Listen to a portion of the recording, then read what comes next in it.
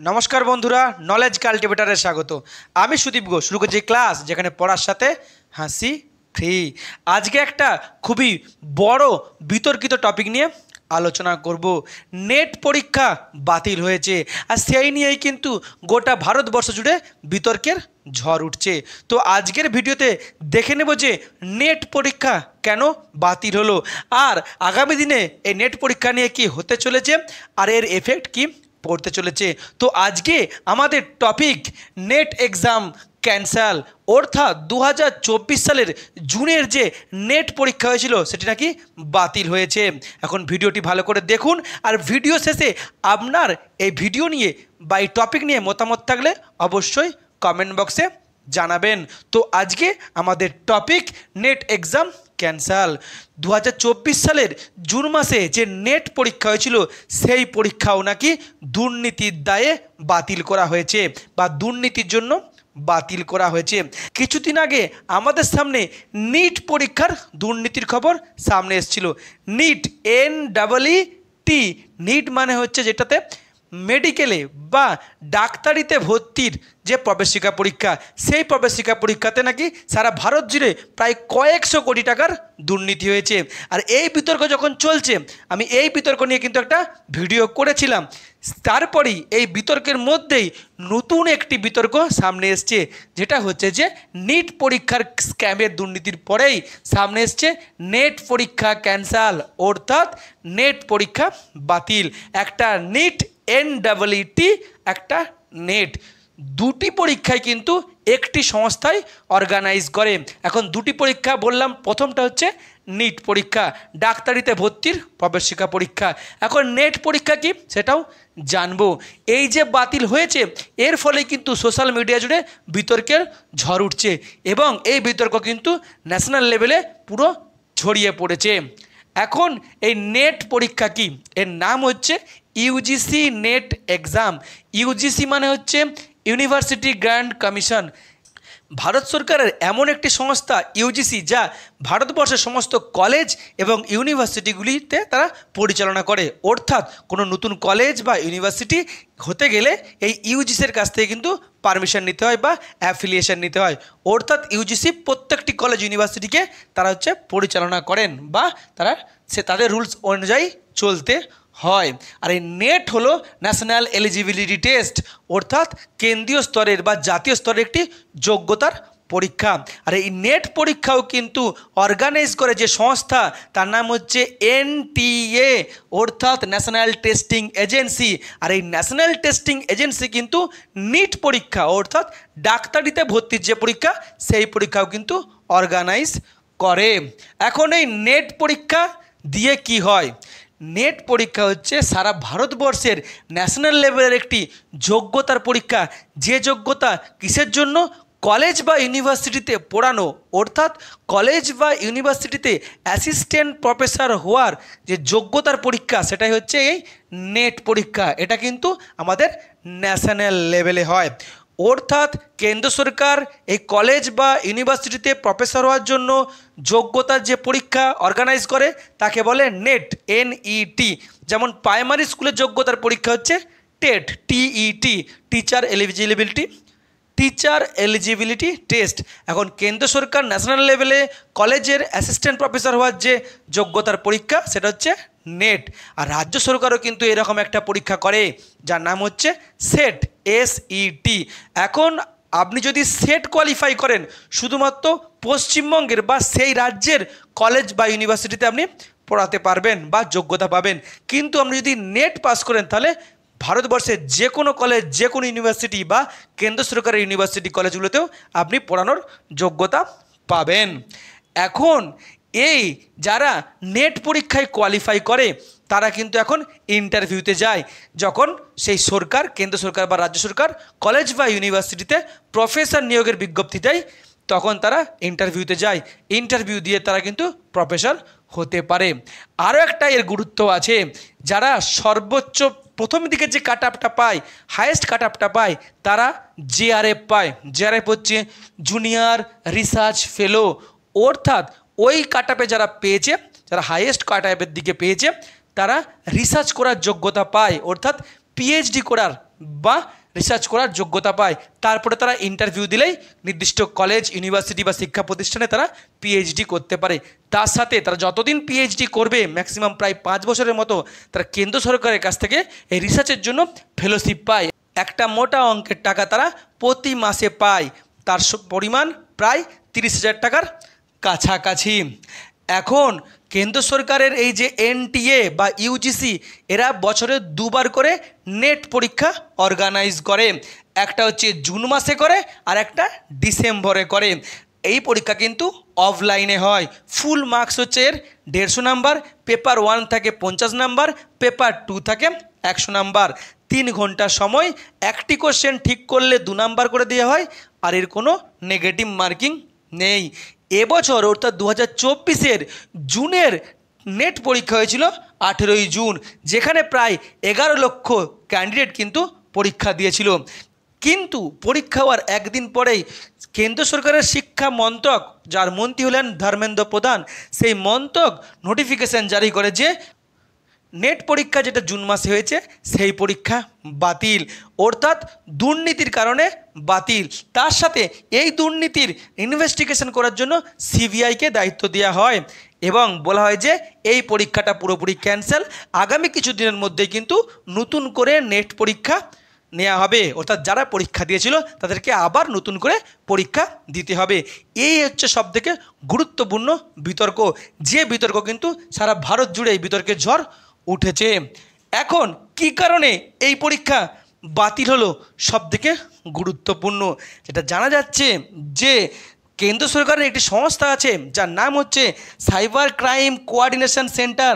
তারা কেন্দ্র সরকারের স্বরাষ্ট্র মন্ত্রক অর্থাৎ হোম মিনিস্ট্রি, যার মন্ত্রী হলেন অমিত শাহ, সেই হোম মিনিস্ট্রিকে রিপোর্ট দিয়েছে যে নেট পরীক্ষা যেটা 18 তারিখে হয়েছে, সেই নেট পরীক্ষাতে কিন্তু বিরাট বড় দুর্নীতি হয়েছে, পেপার লিকের মতো কিন্তু ঘটনা ঘটেছে। এমন অভিযোগ এসছে যে পরীক্ষার কিছু আগেই হোয়াটসঅ্যাপ মেসেঞ্জারে, টেলিগ্রাম মেসেঞ্জারে কিংবা SMS-এর মাধ্যমে কোশ্চেন পেপারকে পাঠিয়ে দেওয়া হয়েছে পরীক্ষা শুরু করার 1 বা 2 ঘন্টা আগে। এমন অভিযোগের সামনে এসছে যে অনেক অসৎ ব্যক্তি এই কোশ্চেন পেপারকে বিক্রি করে দিয়েছে লাখ লাখ টাকায়। যেমন নিট পরীক্ষাতে বিক্রি করেছে পরীক্ষা শুরু হওয়ার একদিন আগে, ঠিক তেমনই কিন্তু নেট পরীক্ষাতেও কিন্তু এই কোশ্চেন পেপারকে টাকা দিয়ে বিক্রি করে দিয়েছে, অর্থাৎ বিরাট বড় দুর্নীতি হয়েছে।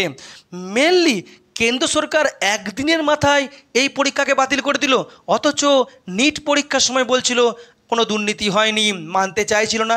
কি এমন হলো যে একদিনের মাথায় কেন্দ্র সরকার হঠাৎ করে রাতারাতি বিজ্ঞাপন দিয়ে কোনো অভিযোগ ওঠার আগেই বাতিল করে দিল? তার মেন কারণ হচ্ছে NEET exam scam protest. NEET এক্সামের যে প্রোটেস্টটা হয়েছে সেখানে সমস্ত ছাত্রছাত্রী, টিচার, অভিভাবক, এমনকি বিভিন্ন ইউটিউব চ্যানেল, সোশ্যাল মিডিয়াতে কিন্তু বিরাট বড় প্রতিবাদ করেছে। এবং বিরোধীরা, আমরা জানি এবারের লোকসভা নির্বাচনে কিন্তু বিরোধীরা কিন্তু খুব স্ট্রং শক্তি পেয়েছে, অর্থাৎ খুব বেশি ক্ষমতা পেয়েছে। আর আমরা জানি বিরোধীরা যখনই শক্তিশালী হবে তখনই কিন্তু ভালো কাজ হবে। আর বিরোধীরাও কিন্তু এই নিট এক্সামের বিরুদ্ধেও কিন্তু বিরাট বড় ঝড় তুলেছিল। তাই কেন্দ্র সরকার যখনই খবর পেয়েছে যেখানে দুর্নীতি হয়েছে, তখন দায় না এড়িয়ে গিয়ে, অর্থাৎ দায় স্বীকার করবে না এমনটা মনোভাব ছেড়ে দিয়ে সঙ্গে সঙ্গে এই পরীক্ষাকে বাতিল করেছে। তার সাথে সিবিআইকে দায়িত্ব দিয়েছে এই দুর্নীতির ইনভেস্টিগেশন করার জন্য। অর্থাৎ বিতর্ক এড়াতেই কেন্দ্র সরকার এই সিদ্ধান্ত রাতারাতি নিয়েছে, যেটা আমরা অনেকেই বলছি যে ভালো সিদ্ধান্ত নিয়েছে। এখন আর কি অভিযোগ উঠেছে এই পরীক্ষা নিয়ে? অনেকেই বলছে যে এক্সাম সেন্টারে যখন আমরা যাই তখন নারী পুরুষ আলাদা আলাদা করে চেক করে পুলিশ, দেখে কেউ পরীক্ষা সেন্টারে মোবাইল নিয়ে যাচ্ছে কিনা কিংবা অন্য কোনো ডিভাইস, ব্লুটুথ, হেডফোন এসব নিয়ে যাচ্ছে কিনা। কিন্তু অনেক সেন্টারে নাকি কোনো চেক করা হয়নি, কোনো রেস্ট্রিকশন করা হয়নি। যে কেউ মানুষ কিন্তু সহজেই খারাপ জিনিস নিয়ে বা ডিভাইস নিয়ে কিংবা টুকলি নিয়ে সেন্টারের মধ্যে ঢুকে গেছে। এমন অভিযোগ উঠেছে যে একজন প্রার্থীকে তার এলাকা থেকে অনেক দূরে গিয়ে পরীক্ষা সেন্টার দিতে হয়েছে, অর্থাৎ তার পরীক্ষা সেন্টার তার বাড়ি থেকে প্রায় 5-6 ঘন্টার দূরত্বে দেওয়া হয়েছে। অনেকেই পরীক্ষা সেন্টারে গিয়ে পৌঁছাতেও পারেনি, এমন ঘটনা ঘটেছে বা লেটে গিয়ে পৌঁছেছে। আর কি অভিযোগ উঠেছে যে ওএমআর সিটের কার্বন কপি পরীক্ষার্থীরা নিয়ে আসতে পারে। অনেক এক্সাম সেন্টারে কিন্তু এখানে কার্বন কপি দেওয়া হয়নি। এখানে কিন্তু দুর্নীতির একটা বিরাট বড় অভিযোগ থেকেই যায়। নেক্সট কি লেট এক্সাম স্টার্ট, অনেক পরীক্ষা সেন্টারে বলেছে যে পরীক্ষা শুরু হয়েছে অনেকটা পরেই, পরীক্ষার এক্সাম পেপার দিতেই নাকি অনেক লেট করা হয়েছে, প্রায় 15 মিনিট লেট করা হয়েছে এবং তাদেরকে পরবর্তী ক্ষেত্রে লেখার জন্য এক্সট্রা টাইম কিন্তু দেওয়া হয়নি। একাধিক অভিযোগ উঠেছে কিন্তু এই নেট পরীক্ষা নিয়ে, আরও একাধিক অভিযোগ কিন্তু আগামী দিনে সামনে বেরিয়ে আসবে বলে আমরা মনে করছি। এখন এই যে নেট পরীক্ষা দুর্নীতির জন্য বাতিল হয়েছে, এর কি এফেক্ট পড়তে চলেছে? প্রথম, frustration for candidates, guardian and teacher. যে ছেলেরা পরীক্ষা দিল, এত কষ্ট করে পরীক্ষা দিল, রাত জেগে পড়ে পরীক্ষা দিল, সব কিছু ছেড়ে পরীক্ষা দিল, বাড়ি থেকে 5-6 ঘন্টা দূরে গিয়ে পরীক্ষা দিল, তারা কিন্তু বিরাট বড় একটা ফ্রাস্ট্রেশন খাবে। তার সাথে তাদের অভিভাবকরা ফ্রাস্ট্রেশনে যাবে, এমনকি টিচাররা যারা পড়িয়েছে তারাও কষ্ট করেছে, তারাও কিন্তু পুরো ফ্রাস্ট্রেশনের মধ্যে পড়ে যাবে। নেক্সট কি এই যে দুর্নীতি বা এই যে পরীক্ষা বাতিল হয়েছে, এর এফেক্ট গুরুতর হতে পারে। অনেকে হয়তো পরীক্ষা দেওয়াই বন্ধ করে দিতে পারে, হোপলেস হয়ে যেতে পারে। অনেকে হয়তো যাদের ভালো পরীক্ষা হয়েছিল কিন্তু তারা যোগ্য, অথচ পরীক্ষা ক্যান্সেল হয়ে গেল, তারা কিন্তু চরম সিদ্ধান্ত সুসাইডের দিকে এগিয়ে যেতে পারে। এমনকি অনেকের মেন্টাল প্রবলেমও কিন্তু দেখা দিতে পারে। নেক্সট কি রি এক্সাম, এই যে আবার নতুন করে পরীক্ষা হবে, অনেক পরীক্ষার্থী দীর্ঘদিন ধরে এই পরীক্ষাকে ফোকাস করে পড়ছিল, তারা কিন্তু ধৈর্যহীন হয়ে যাবে। প্রিপারেশান নতুন করে শুরু করা, নতুন করে পরীক্ষা দেওয়া, যেটা তাদের কাছে কিন্তু অনেকটাই খারাপ নেগেটিভ এফেক্ট ফেলবে। নেক্সট কি bad effect on next generation, এই যে দুর্নীতি বা পরীক্ষা বাতিল পরবর্তী প্রজন্মের কাছে কিন্তু খারাপ এফেক্ট পড়বে। অনেকেই যারা লক্ষ্য রেখেছিল যে আমরা গ্র্যাজুয়েশন করার পরে মাস্টার ডিগ্রি করব এবং মাস্টার ডিগ্রিতে যদি আমরা 55% মার্কস পাই তাহলে আমরা নেট পরীক্ষা দেবো, নেট পরীক্ষা দিয়ে পিএইচডি করব কিংবা তারপরে কলেজের প্রফেসর হব, তারাও কিন্তু এই দুর্নীতির জন্য হয়তো তারা ফ্রাস্ট্রেটেড হয়ে যাবে বা মনে করবে যে এদিকে না যাওয়াই ভালো। অর্থাৎ পরবর্তী প্রজন্মের উপর কিন্তু প্রভাব পড়বে। নেক্সট কি not able college university professor, যদি এই পরীক্ষা বাতিল না হতো, দুর্নীতির ঘটনা যদি সামনে না আসতো, হয়তো চাপা পড়ে যেত, দুর্নীতি কিন্তু চলতে থাকতো। তার ফলে যারা কলেজে পড়াতো তারা কিন্তু যোগ্য নয়, অর্থাৎ অযোগ্যরা কলেজে পড়াতো এবং যারা যোগ্য তারা কিন্তু বঞ্চিত হতো। নেক্সট কি স্ক্যাম ফেলোশিপ পিএইচডি, সেম একইভাবে যদি দুর্নীতির ঘটনা সামনে না আসতো, যদি পরীক্ষা বাতিল না হতো, তাহলে যারা জেআরএফ পেয়েছে অর্থাৎ যারা পিএইচডি করবে তারা কিন্তু অযোগ্যরা পিএইচডি করবে, যোগ্যরা কিন্তু বঞ্চিত হয়ে যেত। তার সাথে যে সরকারের যে ফেলোশিপের টাকাটা পেত, হিউজ পরিমাণ টাকা, সেটাও কিন্তু অযোগ্যদের কাছে যেত, যেটা কোনো দিনই ঠিক নয় এবং যোগ্যরা বঞ্চিত হতো। Next question regarding previous exam, এবছর নেট পরীক্ষা দেওয়ার পর দুর্নীতির ঘটনা সামনে এসেছে। এমন তো হতেই পারে আগের প্রত্যেকবার যে পরীক্ষাগুলো হয়েছে বা আগের কয়েক বছরের যে পরীক্ষাগুলো হয়েছে সেখানে হয়তো দুর্নীতি হয়েছে, হয়তো আমাদের কাছে খবর আসেনি। অর্থাৎ আগে যে নেট পরীক্ষাগুলি হয়েছে সেই নিয়েও কিন্তু প্রশ্ন উঠতে শুরু করেছে। অনেকে হয়তো বলছে যারা আগে নেট পাস করেছে তাদের মধ্যে অনেকেই আছে যারা অযোগ্য, যারা দুর্নীতির মাধ্যমে টাকা দিয়ে প্রশ্নপত্র কিনে পাস করেছে, তাহলে কিন্তু এটা অনেক বড় একটা এফেক্ট পড়ছে। নেক্সট কি question regarding all exam by NTA National testing Agency NEET পরীক্ষা অর্গানাইজ করে, তাদের বিরুদ্ধে বড় অভিযোগ দুর্নীতির। নেট পরীক্ষা অর্গানাইজ করে, তাদের বিরুদ্ধে কিন্তু দুর্নীতির বিরাট বড় অভিযোগ। অর্থাৎ নিট পরীক্ষা বা যে কোনো পরীক্ষা যেগুলো এনটিএ নেয়, সব পরীক্ষা নিয়ে যেগুলো আগে হয়েছে সেগুলো নিয়ে কিন্তু প্রশ্ন উঠতে শুরু করেছে। বলবে হয়তো যে প্রত্যেকটা পরীক্ষায় আগেও এরকম টাকা দিয়েই কেনা বেচা হয়েছে প্রশ্নপত্র আর উত্তরপত্র। নেক্সট কি কলেজ স্টুডেন্ট লার্নিং আন্ডার রং প্রফেসর, যারা অলরেডি, এমনটা তো হতেই পারে আগের পরীক্ষাগুলোতে দুর্নীতি হয়েছে কিংবা এই পরীক্ষা যদি দুর্নীতির সামনে না আসতো, পরীক্ষা যদি ক্যান্সেল না হতো, তাহলে যারা চাকরি করছে বা এই পরীক্ষাতে চাকরি করতো তারা হচ্ছে বেশিরভাগটা অযোগ্য বা কিছু পরিমাণ অযোগ্য। অর্থাৎ আমাদের ছেলেপুলেরা কলেজ ইউনিভার্সিটিতে অযোগ্য প্রফেসরের কাছে পড়তো, সেটা কিন্তু খুবই খারাপ। আমরা জানি শিক্ষা আমাদের মেরুদণ্ড, শিক্ষা ধ্বংস হয়ে গেলে সমাজের কিন্তু কোনো কিছুই আর বেঁচে থাকে না। নেক্সট কি question regarding upcoming net exam, পরবর্তী যে সমস্ত পরীক্ষাগুলি হবে নেটের কিংবা যে রি এক্সাম হবে সেটাও স্বচ্ছভাবে হবে কি না সে নিয়েও কিন্তু প্রশ্ন উঠবে। যখনই কিছু গোলমাল হবে এই পরীক্ষা নিয়েই কিন্তু প্রশ্ন উঠতে শুরু করে দেবে, অর্থাৎ পরীক্ষা দেওয়াটাই একটা বিলাসিতা হয়ে যাবে। নেক্সট কি pressure on new Modi government by opposition, সম্প্রতি লোকসভা নির্বাচন হয়েছে, সেই নির্বাচনে জিতেই কিন্তু মোদী সরকার তৃতীয়বারের জন্য প্রধানমন্ত্রী হয়েছেন আমাদের নরেন্দ্র মোদী। মনে রাখতে হবে এবারে কিন্তু জোট সঙ্গী বিজেপি কিন্তু একক সংখ্যাগরিষ্ঠতা পায়নি, অর্থাৎ জোট সঙ্গীর সরকার হয়েছে। অন্যদিকে এখনও কিন্তু লোকসভার অধিবেশন শুরু হয়নি, তার আগেই মোদী সরকারের তৃতীয়বার টার্মে কিন্তু বড় বড় কতগুলি ঘটনা সামনে এসছে। নিট পরীক্ষায় দুর্নীতি, কাঞ্চনজঙ্ঘা এক্সপ্রেস দুর্ঘটনা, তার সাথে নেট পরীক্ষায় দুর্নীতি, অর্থাৎ সরকারের ওপর কিন্তু বিরাট বড় প্রভাব পড়তে শুরু করেছে।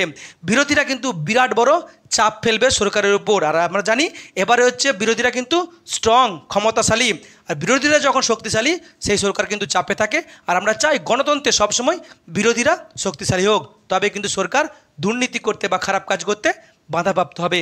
অলরেডি বিরোধীরা কিন্তু প্রতিবাদ করছে, সরকারের উপর চাপ সৃষ্টি করছে।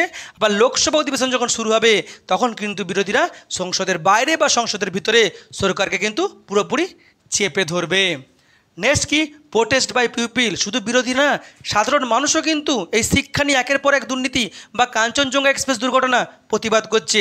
প্রার্থীরা প্রতিবাদ করছে, অভিভাবকরা প্রতিবাদ করছে, টিচাররা প্রতিবাদ করছে এবং সাধারণ মানুষও প্রতিবাদ করছে। যে যেখানে আছে সোশ্যাল মিডিয়ায় করছে, পোস্টারিং করছে, পাড়ার মোড়ে করছে, অর্থাৎ বিরাট বড় বিতর্কের ঝড় কিন্তু শুরু হয়েছে, যেটা উচিত। যে কোনো দুর্নীতির প্রতিবাদ করাই আমাদের নীতি। নেক্সট কি, তাহলে আগামী দিনে এই পরীক্ষার স্বচ্ছতা ফিরিয়ে আনতে গেলে সরকারের কী স্টেপ নেওয়া উচিত? সবথেকে গুরুত্বপূর্ণ স্টেপ ফর নেক্সট, প্রথম কথা কি, রি এক্সাম উইথ ট্রান্সপারেন্সি। এই পরীক্ষা দুর্নীতির জন্য বাতিল হয়েছে, ঠিক আছে, এবার পরবর্তী যে 2-1 মাসের মধ্যে পরীক্ষা নেওয়া হবে সেই পরীক্ষাতেও কিন্তু ট্রান্সপারেন্সি বা স্বচ্ছতার সঙ্গে সেই পরীক্ষা করতে হবে। আগামী দিনে যতগুলো নেট পরীক্ষা হবে বা যে কোনো পরীক্ষা করবে কেন্দ্র সরকার, এমনকি রাজ্য সরকার, সব স্বচ্ছতার সাথে করা উচিত। কারণ রাজ্য সরকারের বিরুদ্ধে তো একাধিক অভিযোগ, টেটে দুর্নীতি, এসএসসি দুর্নীতি, পিএসসি দুর্নীতি, সেই সঙ্গে কেন্দ্র সরকারের পরীক্ষাতে আমরা ভরসা পাচ্ছিলাম। ইউপিএসসি, এসএসসির পরীক্ষা, ব্যাংকের পরীক্ষা, রেলের পরীক্ষা, অনেকে নেট পরীক্ষা, নিট পরীক্ষা, কিন্তু দেখা যাচ্ছে যে বাংলা আজ যা ভাবে ভারত তাই ভাবে।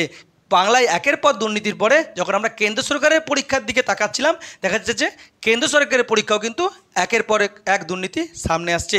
অর্থাৎ যাই পরীক্ষা হোক না কেন সেগুলোকে স্বচ্ছতার মাধ্যমে করতে হবে, সেখানে কোনো দুর্নীতি হওয়া চলবে না, টাকা দিয়ে প্রশ্নপত্র কেনা বেচা চলবে না, টাকার কাছে মেধা যেন বিক্রি না হয়ে যায়, মেধার দাম যেন টাকার থেকে কম না হয়।